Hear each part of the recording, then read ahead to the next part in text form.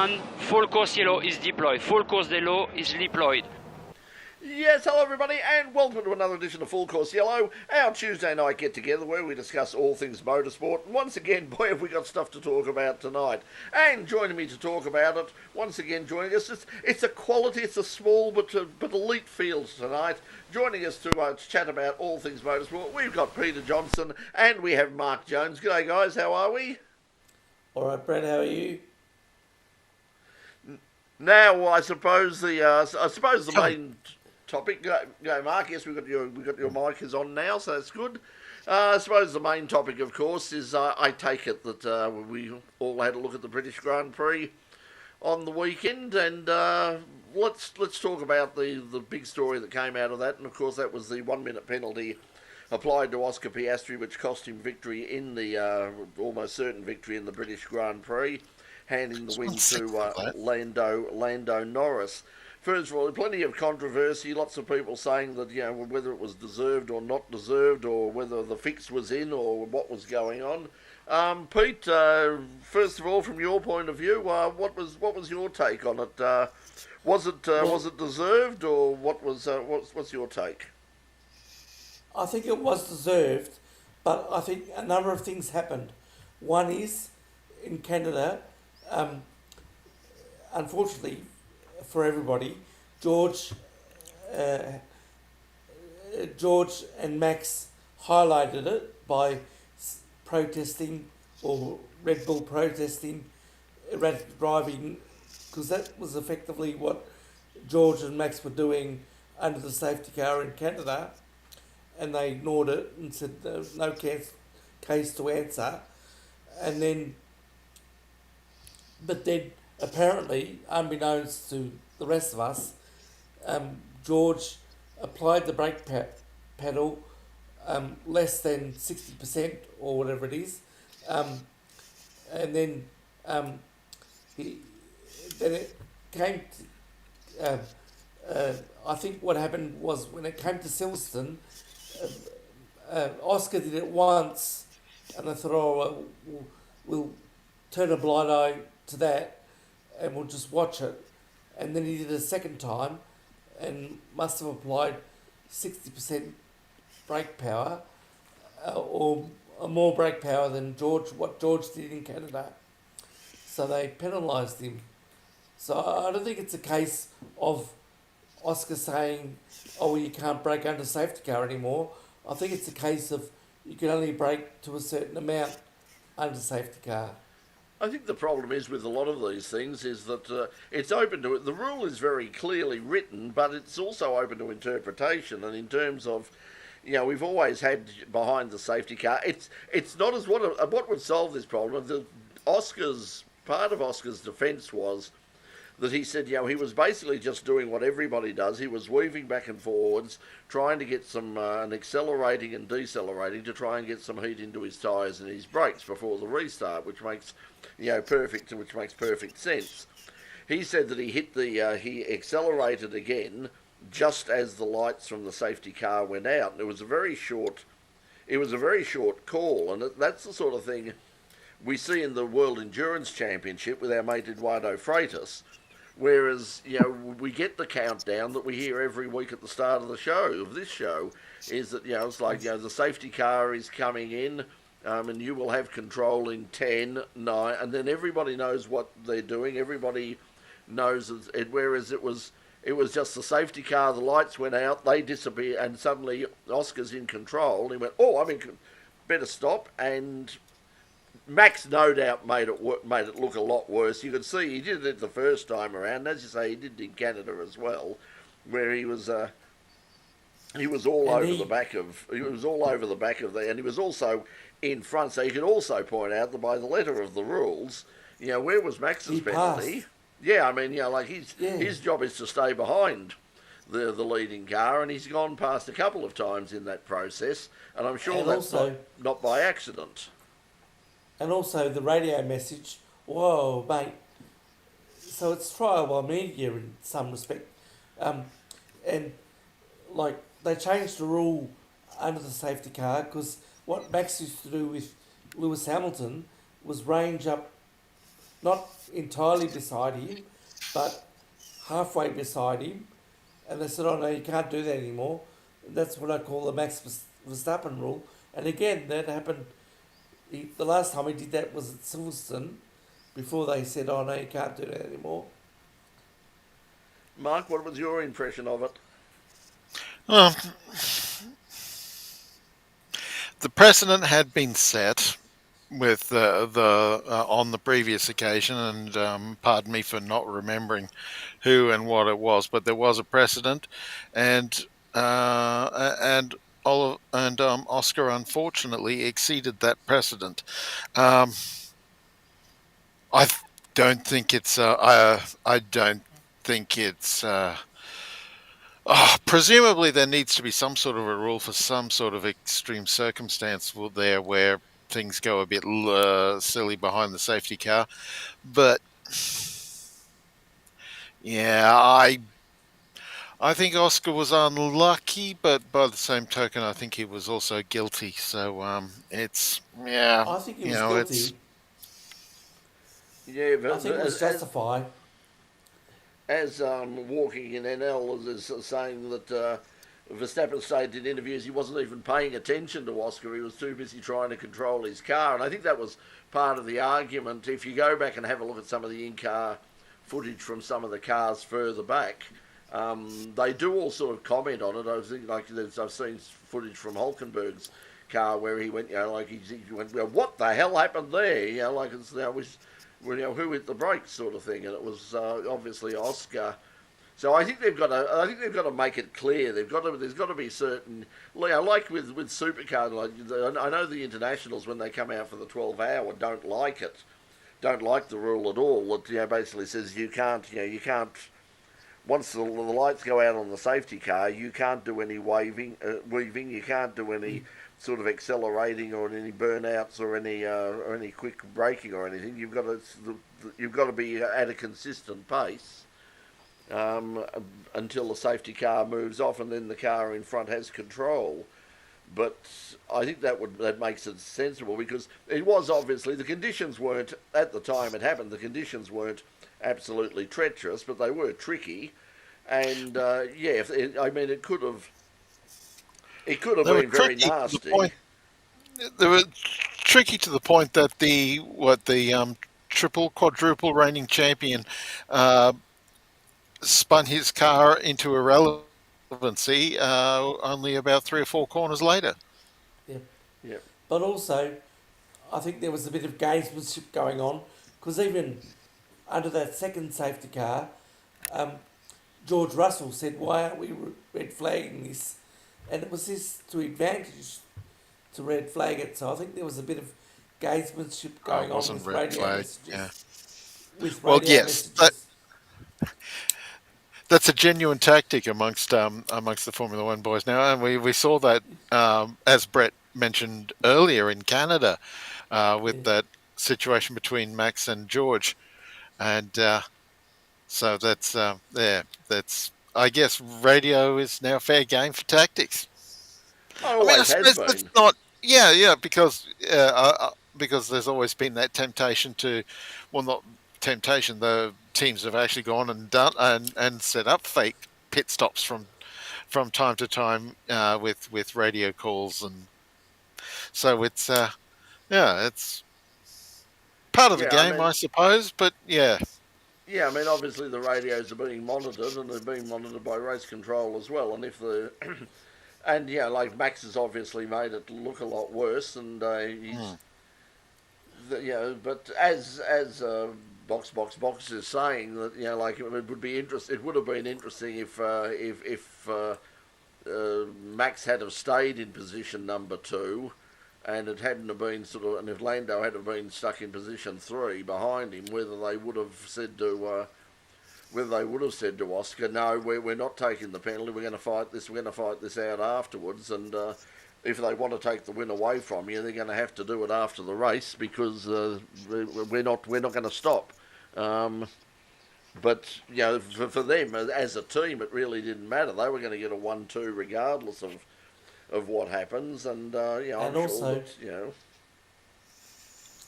And also, I think that Lando is still the wonder boy, even though Oscar's leading the championship. I think in that team, Lando is still the wonder boy. Well, he's clearly very marketable. I mean, we saw that. I mean, with his Lando stand and all the rest of it, they were really. I mean, the Sky. We knew. I mean, it was commented last week that from one of our viewers that saying about like, oh God, we're going to have to put up with the worst Grand Prix of the year for the Sky Formula One commentary, and it was. I mean, it was just like it was there'll always be an England. It was like it was full on, and they were no doubt very delighted. And I think that there was a bit of criticism afterwards that I think was possibly justified, perhaps a little bit petty, but I mean I think it was justified a bit that it would have been it would have been probably nice if Lando had have said, hey look, like I'm thrilled to win the British Grand Prix and all the rest of it, but in all honesty, I mean it was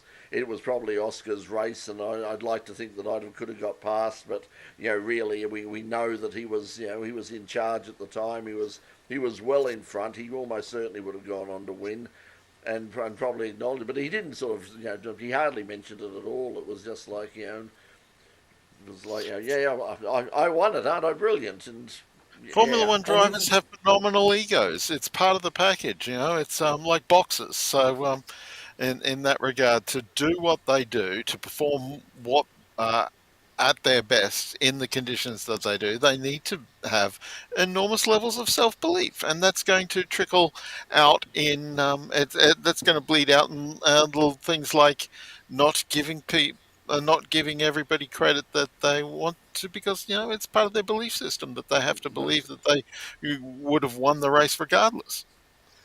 Just walking in and I'll just say probably about your sound. It's not the webcam, or it's the terrible internet connection that we've all got, unfortunately. But it's not the webcam. It's the connection to Pete's house, and there's not a lot we can do about it, unless somebody, of course, I'm sure would Peter be very happy if, and I'd be very happy as well if we could. If we all had fibre to the home, that would be really nice. Because I do need a new laptop. I should spend the money and get myself a new laptop. Yeah, I don't. It doesn't make that much. It doesn't make that much difference. I mean, I've got quite a fast. Obviously doing a lot of video editing. I've got certainly not the latest Mac, not the M4, but I've got the M2, and it's pretty fast. It's pretty capable, and it's very good for I can run sort of multicam 6 streams of 4K in my editing suite without dropping a frame. But as soon as I get onto and it doesn't matter. I mean, I've got I pay for like the 100 not the 100 gig speed, but the fastest I can get, and they've told me is that it doesn't matter how much you pay, it's only ever going to be sort of 28 to 32 down and no more than 8 up, and minimum to broadcast up is about 5, and Pete's on about 4, so it's Australia's internet. It's terrible. But anyway, let's get back to get back to the race again. But it was great publicity for George and for the race. But the big story, of course, was Nico Hulkenberg in 3rd place. No one. Yeah, that was fantastic. Yeah, we spoke about sort of Sauber. Looking, certainly improving since Audi have had more influence over the team. Bortoletto did well in the last race, and now Hulk has come through, and you could say that there were, because of the weather and all the chaos that contributed. But the fact was, he came from the rear of the grid, and he's finished. Yeah, he's finished 3rd. And just so popular. And he's done about 4 times this year, where he's come from buried in the grid to get, top 5, top 7 results, and he just needs. I think Sauber just needs to qualify better, and then they might be they could be a proper force going into the second half of the season if they can get some lap times in on Saturday. The funny thing was, I mean, they obviously weren't expecting it. I don't know if you've seen Kim Milton's thing is that they got back there and they had no champagne to get there, and the other teams led by Mercedes came round and they said, I thought you'd be drinking champagne. They said, well, we don't have any. And they went, here, have some of ours. And they threw a few bottles at them. But we're not using it. Not today. We're not. And in the cool down room, he didn't take his helmet. And then I think it was... Yeah, it was Lando brought the helmet up. He was the one who arrived last. Yeah, and that's where he brought to go. Yeah. I was 37 years old and he gets his first podium. That's brilliant. Good luck to him. You see, and how there was Vettel and not Vettel, Verstappen, of course, and at least two of the other drivers were Verstappen's pulled up alongside Hulkenberg on the cool down lap, saying, "Yeah, good for you." And a couple of the other drivers have asked, "Hang on, how did Hulkenberg go?" And one of them was asking about that's his first podium, right? And the Pico guy says, we think so. No, it is, isn't it? And they got someone to confirm. So it was brilliant to see the reaction from the rest of the paddock. I think even Oscar sort of, he was obviously, fuming and red hot and in a particularly foul mood at the end of it all. But even he sort of said, in terms of he said, hey, look, I'm really annoyed. But, hey, fabulous, great stuff by Nico. Great, fabulous to see him here. Everybody was delighted. It was the feel-good. It was the feel-good moment. And, as when you consider... that it's come out sort of the week after the Formula One movie has come out, it was straight out of Hollywood. It was it was almost like if he'd have got up and won, I mean, the people would have gone, oh come on, you don't expect us to believe this, do you? But starring Brad Pitt as Nico Hulkenberg. Yeah, so he's only slightly older. Pitt's only slightly older than Hulkenberg. Yeah, no, he's a lot older. Okay, maybe a couple of decades older, but yeah. He's it was good to see. I thought it was interesting to see it. I imagine you saw it. The story before the race with Brad Pitt and Martin Brundle driving sort of the previous year's car at Circuit of the Americas and saying how well he did. Obviously he had a lot of training for the movie, but he did he did very well. I don't know whether they did any sort of editing to sort of and took out the stalls or something like that, but it seemed to be he came first time out and got around the track. We didn't see any major incidents or spins or anything. So Zach Brand did say that he was hard. Zach Brand did say that as a racing driver, he's a good actor. So it was basically he didn't do anything wrong. No, and that's something. I guess that's enough. Go, Peter. Interesting enough, we were talking about swearing last week. Yes.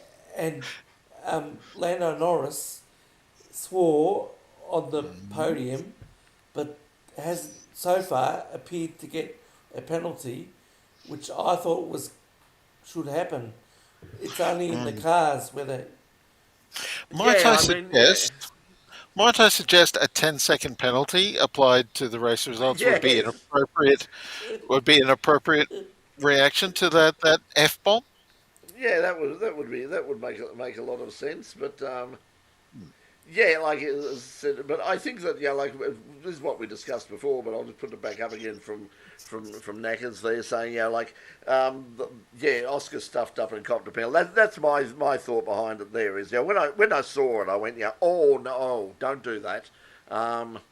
But yeah, I think But what Paul's saying is absolutely right. They do need a light out on the safety car, no braking or weaving, And I, once the light goes out, and they've got to do what they do. What Eduardo Freitas does in WEC. It's like lights out on the safety car in 10, 9, go through and say lights out on safety car number whatever. You are in control, and then from then on, there's no. They've got to keep a nice, consistent.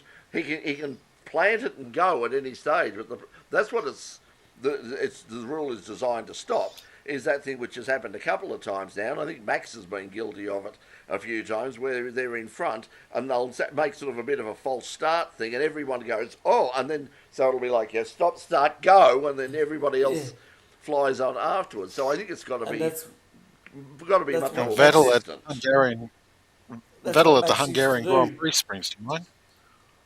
That's what Max used to do, and then they stopped it. I think the last time he did it, ironically, was at Silverstone 2 years ago, and they said you can't do that anymore, and they made it a rule that you can't, because he used to range up, not completely alongside a car, but halfway alongside a car, like Lewis Hamilton, and they said you can't do that anymore. Stop doing that. Yeah, so I think they made it a rule. And I think they've got to sort of quantify things too, because the argument was in terms of, George got away with it. It was like, George only applied 30 psi of pressure, whereas, Oscar applied, 58 or something like that. It's like, okay, so 30 is the limit. Well, no, it's open to interpret. It shouldn't be open to interpretation, and it should be just you can accelerate and sort of warm your tyres. But the moment we say lights out on the safety car in 10, and as soon as the lights are out, everybody holds position. No weaving, no accelerating, no braking. Just just basically following there, and the car in front. Basically, once the safety car has crossed the line that's off the track, then it's up to the car in front to be in control and start when they want to. And I think that's partly what happened. The fact that Red Bull protested that in Canada, and George was applying 30 psi or whatever it was, so the stewards or the officials thought, right, we'll watch this now. So he did it once. Oscar did it once at Silverstone, and then the next time they thought, right, we'll get him now. It'll be interesting. I imagine it'll something that's going to come up at the drivers' meeting before Spa. I imagine that they'll be certainly it'll be raised by particularly Oscar, and possibly some others as well, as saying, okay, let's get some clarity here. What can under those circumstances, what can we what can we do? That's the other option, is to have like a specific, like they do in NASCAR, like they do in races here, of just having a specific restart zone and said, okay, between this point here and this point here, you can go at any time, but you don't go before and you don't go after. So at least there's some. Well, I thought in Formula One, you couldn't overtake before a certain line. I thought you can't overtake until the line of control. The line of control. So they can't just sort of go early. It's just it depends on how much of a. The secret is how much of a break that the car in front could get by picking the right time, and that's why they stopped them from doing the stop-start thing, because it was obviously designed to confuse people, and it was like, I'll brake test them, and then I'll go, and then and then I'll get the break. Whereas they need to be in charge. They need to talk to the people in America. America seems to have no problems at all, at least from what I've seen, in terms of safety cars and restarts and rolling starts, because they've got lots of experience with it, and perhaps they need to have a chat with their compatriots at NASCAR or Indycar or something like that, or IMSA, and say okay, well how do you guys operate, because you seem to make it work. So every time we try it, or they try it in Europe, they seem to stuff it up. Well, you've got the code system at Nürburgring, which works with the backing of some pretty severe penalties, like the removal of your Nürburgring racing license if you do not do what So yeah, I suppose maybe I guess they want the option to be lenient at various points in order to not in order to be in order to have some wiggle room in the event of a series championship situation, and a matter of discipline comes up. Yeah. But anyway, I mean, it certainly gave people lots to talk about. It was left the crowd went home happy. It's like, always give the crowd what they want. Well, the crowd got what they want there, so good luck to them. It would have been They went interesting home to happy, see but with pneumonia. with the well, yes, it was a typical it was a typical English summer day. I mean, it got down to about I think they said at one stage it was down to about 15 degrees and blowing a gale and looking particularly miserable. But it made for an entertaining race. Interesting, some of the other performances. Obviously, a bad weekend for Mercedes as well. Everyone thought that the cooler conditions would suit them, and it did at times, but they just couldn't. They seemed to be well off the pace. Ferrari had their problems, although Hamilton was actually doing better than Leclerc for a lot of the weekend, so that was interesting. And obviously, he loves Silverstone and has got heaps of experience there, and is very happy to be there. And Franco Colapinto has Oh my done himself goodness! no favours at all. Perhaps we shouldn't. Perhaps don't mention the war, but I mean, That was embarrassing Well, I by said any that. stretch. Well, I said that. I said I thought we were going to get more of the same by just changing drivers, and we have so far. Um, The interesting thing is um, Flavio Briatore's come out today and said over the weekend and said that they are not talking to Valtteri Bottas. They have no interest in at the moment. They've got their drivers. The interesting thing was, and they mentioned it on the coverage as well. There's now another $20 million reasons not to get rid of Franco, because they've got yet another South American company come on board with another $20 million while ever he's there. So, I mean, they need it because of the cars they're rebuilding, but he certainly hasn't covered himself in glory. Compared, he hasn't had any better results than Jack has, and he's probably crashed the car more. So, but I fear And in September. I fear in September. Sorry, Mark. yeah, I yeah, fear in September. I fear in September that Flavio is going to become very irrelevant quite to possibly, yeah. things. Yes. Yeah, and that'll Because- be interesting, and it'll be interesting as well, in terms of how much money Renault is prepared to whack into keep whacking into the thing, as to whether they whether they desperately need all that money. But I think they do at the moment, because the word is that Renault aren't really doing a lot to keep it alive and keep they've lost a lot of interest, and in it. well, they've shut down they're shutting down the engine program for Formula One. They're going to the Mercedes engine, if memory serves, Yes. with the new regs coming up. And plus, Renault have got some other worrying issues hanging over them at the moment, like what on earth to do with Nissan. And Yeah, well, that's the problem with whenever you have manufacturers involved. I mean, it's one of the things that John Hindhaugh was talking about this. They had this discussion, during the Le Mans Classic on the weekend, which was once again fabulous to watch.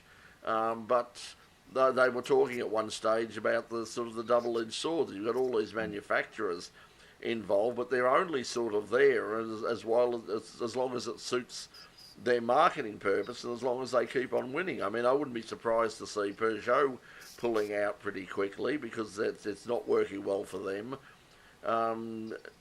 It's interesting that for the next round that's coming up of the WEC, that this week, finally, isn't it? is it this week? Yeah, but I think Yeah, it's Sao Paulo. Sao Paulo, yeah. So for Ferrari Like, have finally copped a major BOP thing, and it's the same as last year. They won everything up to and including Le Mans, and then they started to get penalties after that, and just kept people sort of interested and keep other people interested, and to make it a bit interesting towards the end. But they've been hit well, it by did cost them by a champion. major Yeah, well, it did cost them the like Porsche did win the championship last year. championship. Yeah, so. But anyway, so that's manufacturers are always a double-edged sword Yeah, in they're not motor committed racing. to it. Yeah, they're not No, committed to it in the same way that Williams is, or McLaren is, or like McLaren is kind of. I guess yeah, okay. McLaren's a manufacturer, but they're a manufacturer in the Ferrari role, where the manufacturing of cars comes second to the race team. Although to I the suppose race you team. can't Yeah, really, yeah. So I think maybe not with the Ferrari anymore, but certainly historically. But and but yeah, but yeah, like people like I suppose Sauber's the Sauber's getting out of this. Like they're selling up, aren't they? yeah, To well, they'll become Audi next yeah, year. yeah. And Audi have basically taken over already. They just haven't done the branding because they've got to change.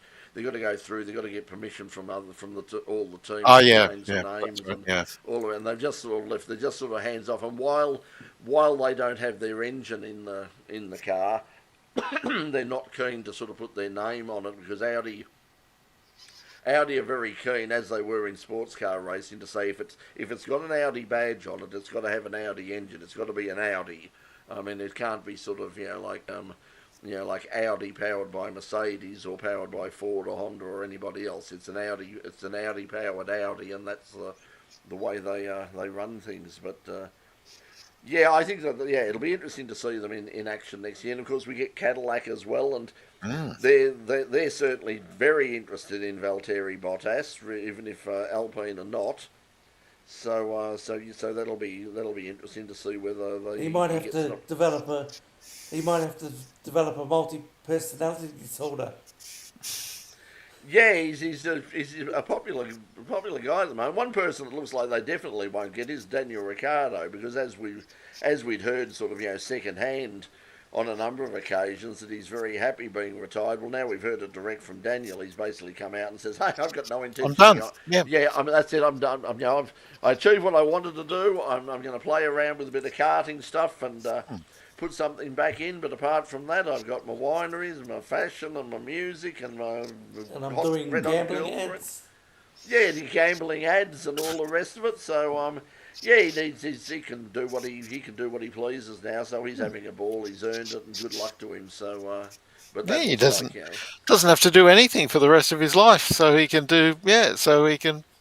play around and do what he wants. And if at some stage he decides he wants to do some sports car racing or something, he can. But it doesn't seem to be anything that particularly interests him too much at the moment. But perhaps it'll be interesting to see because Max has obviously said I want to race at Le Mans. That's at some stage I am racing at Le Mans, and it'd be interesting that when he does, whether he invites a few friends along with him, and it wouldn't surprise me if he contacted, especially if there's still a Red Bull involvement. But that depends on whether Max has got any involvement with Red Bull at this stage. I mean, the story's still going around that he may well end up at Mercedes next year, and it could be a straight swap. George to Red Bull and Max to Mercedes, because he's not obviously not happy with the car at the moment, and judging by the performance of Yuki and all the rest of it, pretty much everybody they've had, from since Daniel has failed to get any consistent speed out of that car compared with Max, who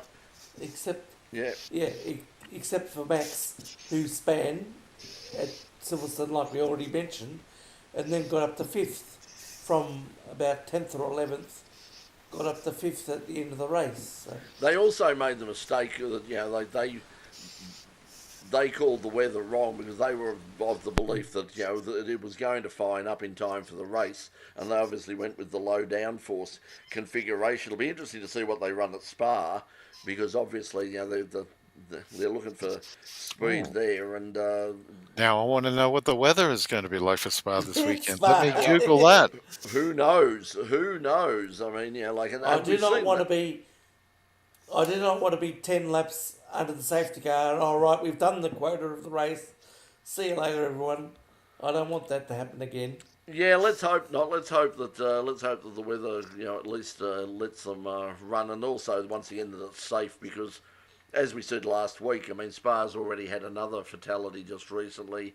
It is probably the most dangerous circuit that Formula One visits at the moment. So let's just keep our fingers crossed that everybody does well. Hey, let's move on to something else. Also on the weekend, some guy called Van Gisbergen won a couple of races in America, somewhere in Chicago, I think. So another dominant performance from Shane on the streets of Chicago.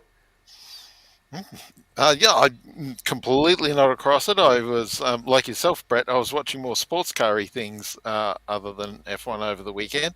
And I didn't watch it. But yeah, fantastic work by SVG to pull off the double header, I guess, with the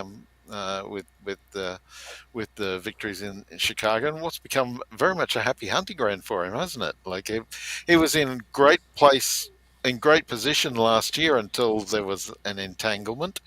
So it perhaps could have been a three-peat with if things had gone a little bit smoother for him last year. But yeah, It's funny watching the race. I mean, brilliant. like at times he had there were times he was obviously focused on the big picture because they were saying, he all he needs to do is win a stage and get bonus points for the playoffs. He's just got to win one of the stages, and that's when he was. And he didn't he didn't win any of the stages.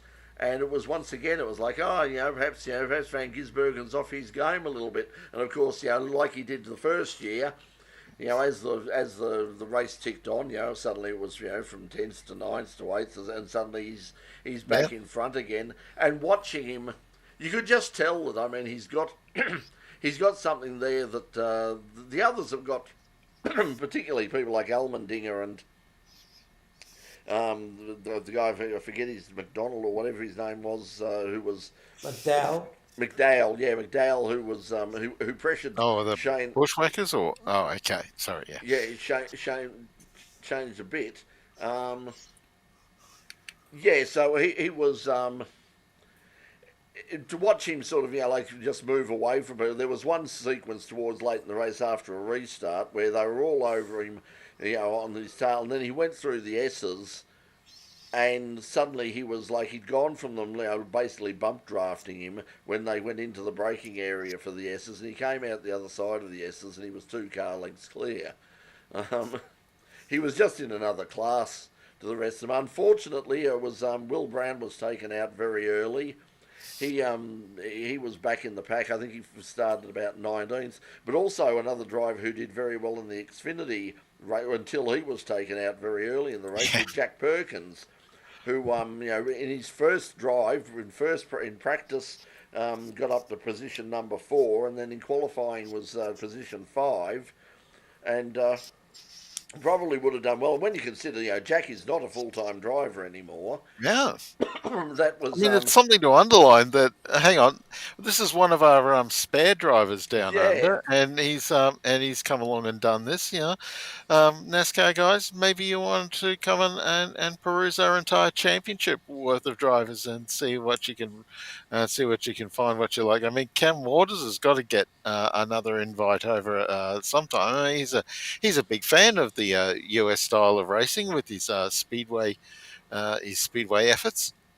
Yeah, and we see Nathan Hearn is going back to run TA2 in America Oh, at Watkins Glen, and he's going to be driving a Camry. They've the new one. Yeah. How Racing have put out. And it looks a great car. Also, there's another alternative sort of manufacturer that we could see in Australia at some stage, because the chassis, the house chassis, is the control chassis over here, so it shouldn't be too much of a problem to bring the homologate or bring the Camry Bodywork, bodywork over here. they run the control Chevrolet LT Yeah. engine as well. So yeah, that's so yeah, it's effectively just the bodywork of the Camry TA2 that they need to run down here. So I guess yeah. Who's on their Toyota's ladder with their young driver coming through? There's an opportunity for like one of their if some of the teams that are moving into Toyotas in the next couple of years. Any of the drivers that are racing in Super Two, for example, there's the opportunity to get their Super Two driver into a branded product by having them run in a Camry TA2. Yeah, so that'll be interesting to see. I mean, it's a good, relatively affordable option for people who come out of the Toyota series, the '86 series, Mm. to if they can't, if the budget doesn't Yeah, run to if the the budget doesn't Carrera run Cup. to a Super Two or Carrera Cup, then they've now got another option there, and they might be able to do something in terms of having like the yet another having a third major manufacturer on board there. So yeah, very Turns out for a race car manufacturer that hasn't had a lot of like Toyota are always with the small class car, so they're always a little bit under the radar, so to speak, in the past history of their involvement in Australian motorsport. So it's interesting to see them pushing the the top end of town now. It's a very different Toyota than the Toyota that Australian motorsport came to know. I think the thing is they were always very keen, but they just didn't like. When I spoke to people from Toyota years ago at the old Melbourne Motor Show about getting in motorsport, and also when Melissa spoke to Mr. Toyota over in Japan many years ago.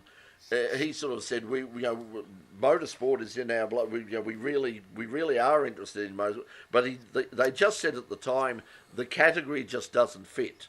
Like at the time when it was with the supercars, it was just we don't have anything that that we would be prepared to run or that would fit into the way we want to run things. So they didn't get involved, but now obviously they've decided they've been sort of talked into the Well, we're talked into entering the into a supercar thing. So yeah, we're the entering Supra. into a space with top line motorsport where I mean, which is partly informed by Formula One, where the where the badge is less important than the brand. Like the name of the car is less important than the fact that they're there in the first place. Yeah. So it's much less the win on Sunday, sell on Monday is much less of a thing these days than it once was, and now they're Very much pushing. so. Yeah, they're pushing they use motorsport to push the entire brand rather than a specific model. Specific model, yeah. So that's why they're getting more involved in WEC as well and Le Mans. So they're getting they're getting involved heavily in that. Let's just quickly before we move on, just quickly, Mark. We talked about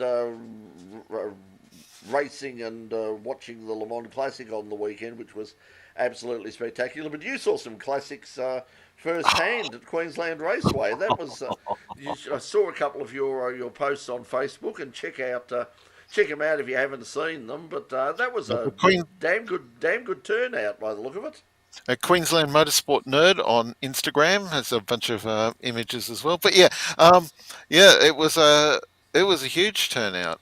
We haven't had it's essentially a new event for the HRCC of Queensland, Historic Racing Car Club Queensland, and they're with a broader emphasis on than just on racing stuff. Excuse me a second. Bless you. Pardon my unprofessionalism. Yeah, the so we had and there was just as much action off the track than on, and with a huge a huge show shine slash type display, and where some of our one gentleman brought along, I kid you not, a 1927-28 Bugatti T35 Grand Prix car, a Formula One car so old that the name Formula One hadn't been invented yet. That was absolutely gorgeous thing to behold. Supercharged 2.3 litre device. There was a Lorraine Dietrich, for those of you familiar with the highly unusual nowadays French brand from, also pre-war. There was it was a very large car actually, that the Lorraine Dietrich. Porsche 962. Tony Quinn has a Walter Brunn Porsche 962 in the Jaeger the Jaeger colours, the bright orange car, as well as, of course, the six-wheel Tyrrell, the P34 that Tony was also driving, and was absolutely stunning to behold. And on top of that, Bat Romano was out running around with the kid. Yeah, great to see that car out again. It's been a while And since good to hear. we've seen it. Yeah, it's a fabulous car. He brought it down to Phillip Island quite a few years ago now, and unfortunately it was sort of a one-off. We never saw it again, and he raced it or ran it at Adelaide. But obviously he had it up there, and it was just great to see and hear it there again. You also had the car we mentioned here before, Mark Trenoweth's Jaguar, but also the ex McCormick Charger as well. Yeah, both of those were static displays there, along with Keith Carling's first generation Mazda RX-7. There were a couple of decent sports sedans actually there as well, doing static display work. There was also Bill Hemming had his Elfin MR8 out for a run, so Formula 5000, and there were a pair of Lolas there as well, although one was a static display, but one of the Lola T330s was out on the track having a bit of a run around as well, so that was glorious to see and hear.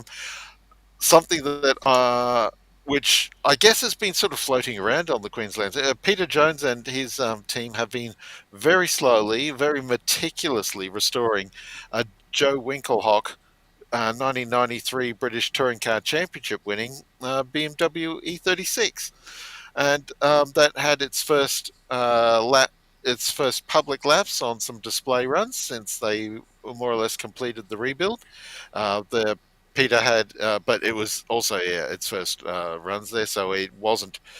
He didn't race it. He had his ex Tony Longhurst JPS BMW M3 to race as well. So of course, you take the sorted package. There was a Brabham BT2. Or MRD BT2 if you prefer, like the original Brabham race car. What I could just go on and on and on with all of the wonderful race cars. Once again, speaking of things to waste our time in terms of watching, of course, this week we have the Goodwood Festival of Speed. Oh, sorry, let's. I'm not. Yeah, no, I am on. Goodwood Festival of Speed this week. This weekend coming up, celebrating.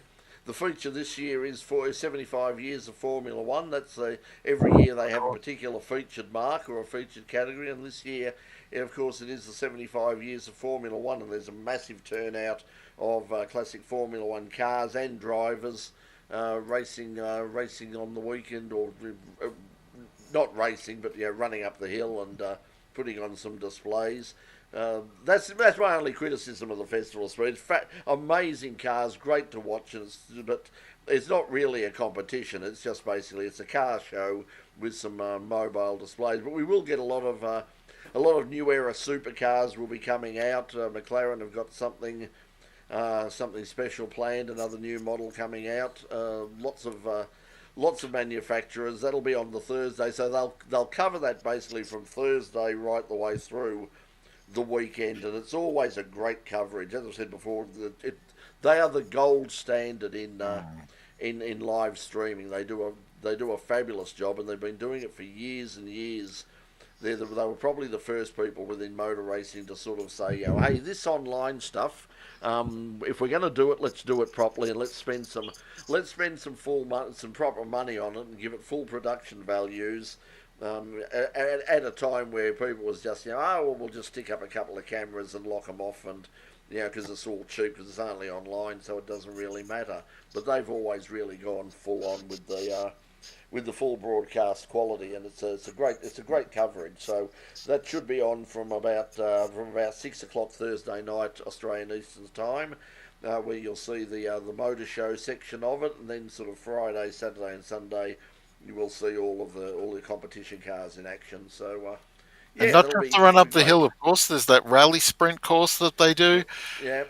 and the off-road course, and yeah, and they do, and right at the end of it, they have the top. Well, it's not a top 10 really. It's about top 20 or 25 cars and some special interest cars to go for a big prize right at the end of it to try and get to fastest run of the day, and Yeah, uh, unfortunately, a lot of the faster cars aren't a part of it. But some people, usually Justin Law, usually wins that with a Group C Jaguar or something. That was the only disappointment of Le Mans on the weekend is that the Group C car didn't have any Sauber Mercedes and didn't have any Jaguars involved for some reason. So I'm not sure what the situation was there because they're usually there there, was but it a. had.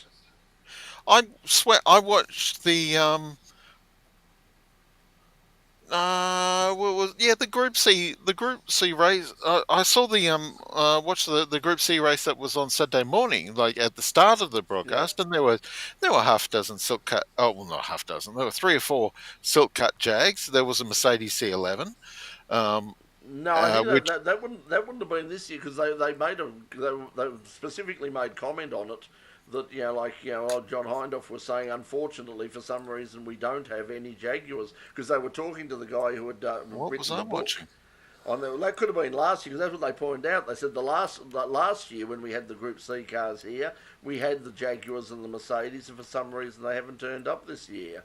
So yeah, so it might have been you might have clicked on. I Might have could clicked on have. last year's event. Um, Um, let's see. Lola, Nissan, Port. There were a few Nissans. Porsche there was some Classics. There's Nissans one there. Yeah, Peugeot.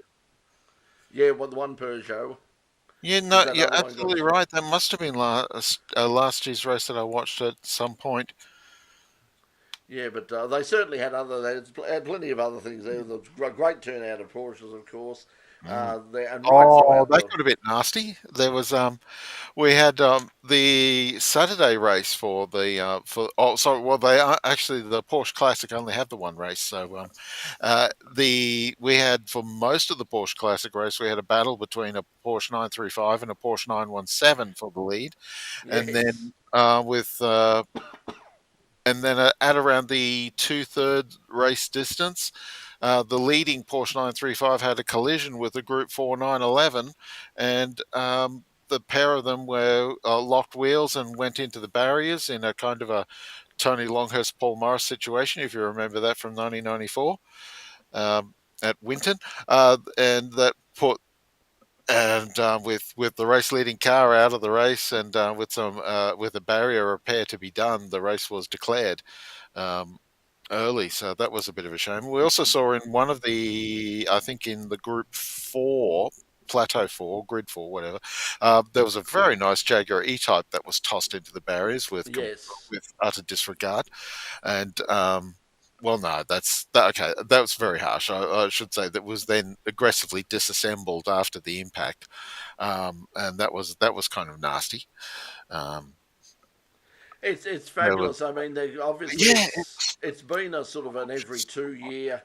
Been every 2 year now. They're going to go to 1 year. The thing that they're doing, and Peter Auto are doing it, and they're going to make it a yearly event now, but it's going to be different. Like next year, it will be for the more modern cars. So next year, it'll basically start at about the Group C era, and will also include LMP1, LMP2, go through all oh, of and those early cars. GT3, the The new early, early yeah, GT3 class. the early Yeah. GT3 and GT1 and GT2 from the days of the Corvettes and the Vipers and all that those sorts of The cars.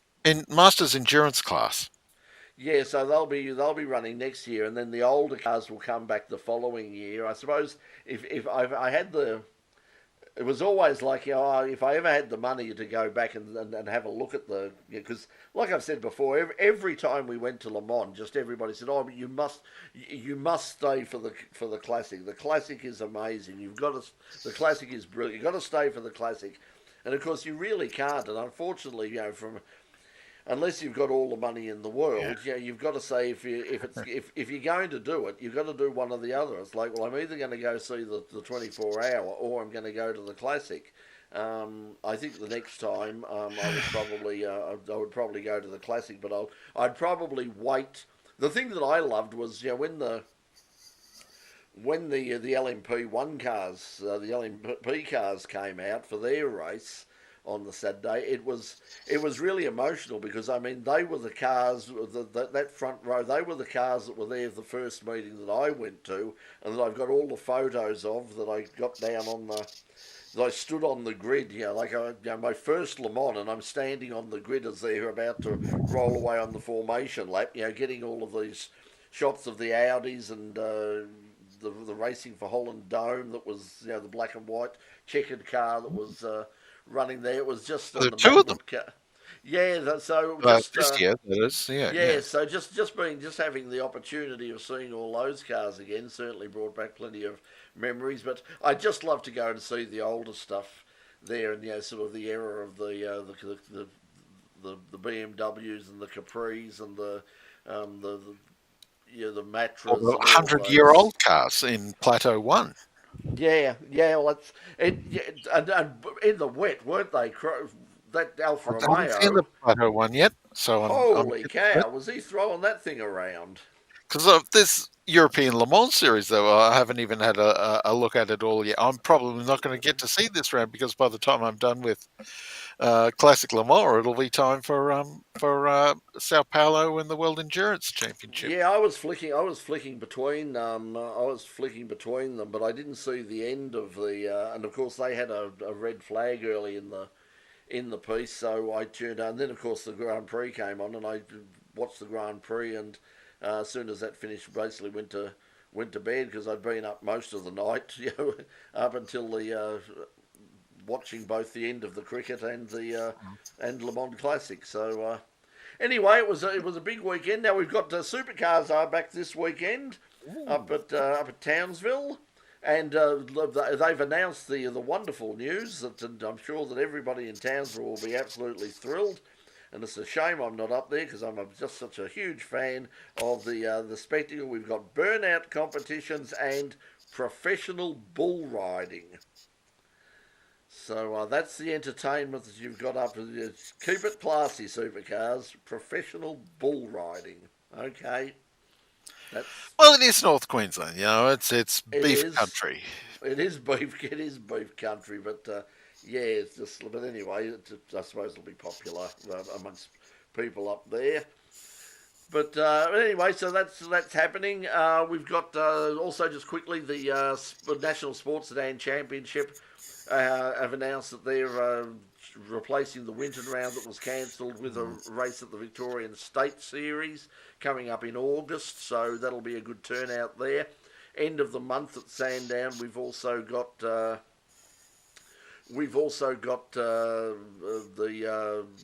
Shannon Series out at Sandown happening. Hoping to get out there. Unfortunately, couldn't get media accreditation for that. Things have changed since we're not on 31 anymore. So got knocked back for the accreditation there. But I'll probably go on the Friday or something like that and have a look around. And I'll take the camera and wave it around whether they like it or not because I'm a spectator and they can do. I paid my money and I'll do what I effing will please. Okay, so that's about it. So before we go, Valet Tim Miles. Yeah, so and also yes, I'm going to go back as well. Something that I didn't know as well that Phil's put up there. Ron Van Stockram, part of the Group N family, the historic touring cars here in Victoria, been around for many years. Very popular competitor has passed away as well. So that was announced today. So thanks, Phil, for letting us know, and our condolences, of course, to Rob's family and also to Tim. I didn't know Tim. Obviously, he's getting there's been huge outpouring of emotion from a lot of people about his contribution, particularly in New Zealand, but also even here in Australia as well. Oh, Unfortunately, with he's he was at Le Mans at the 24 hour just a couple yeah, of weeks ago and finished in the second in Mustang, the Masters class of the Mustang in race. the Mustang race. That Yeah, was so.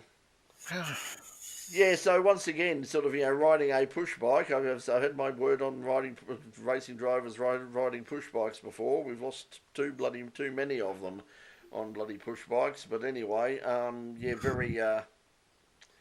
very much there, Paul. So same with the bull riding. Yeah, not the usual bull we get at supercars, but there'll be plenty of that too. Don't you worry. There'll be no shortage of bull running around, red or otherwise. Okay, well, thanks for joining us, everybody. Since Doc was off the car club meeting tonight, an AGM for one of the clubs that he's with, oh, so he we had might a be. we had a MotoGP Aprilia running around in. That's something that I forgot to make mention on the weekend Oh, okay. up here. Yeah, an Alex Espargaro bike from about Oh, that's right, Doc. 2013, Yeah, 2014. Yeah. So that was.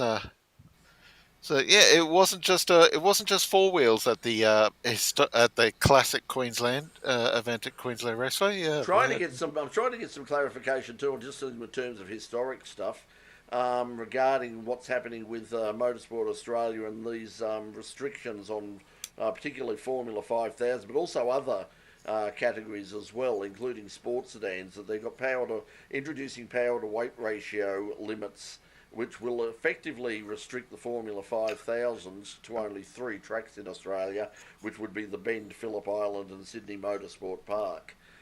That's what's being claimed at the moment, but it's sort of it started with a huge burst and people got very upset, and now it's suddenly quietened down. So, and I haven't seen anything official anywhere, but I'd like to sort of get something for that, because once again it seems to be an FIA thing.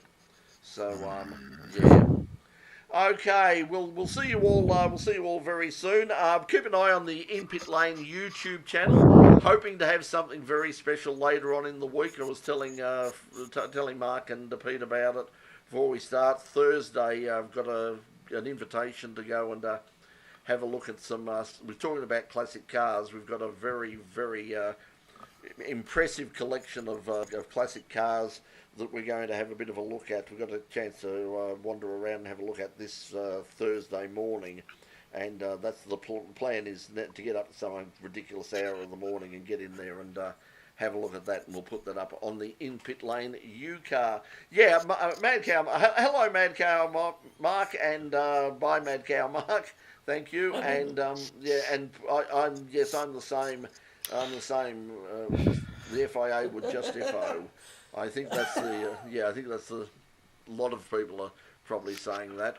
But anyway, I haven't had it cleared from anybody. Like in terms, I haven't heard anything from Motorsport Australia in terms of how that's going to work. But certainly the posts on the Formula 5000 Australia Facebook page were saying that effectively that they're going to be restricted in terms of racing. They're going to be restricted to only 3 tracks in Australia, and that would be a huge blow. And one of the tracks they wouldn't be able to race at is Sandown.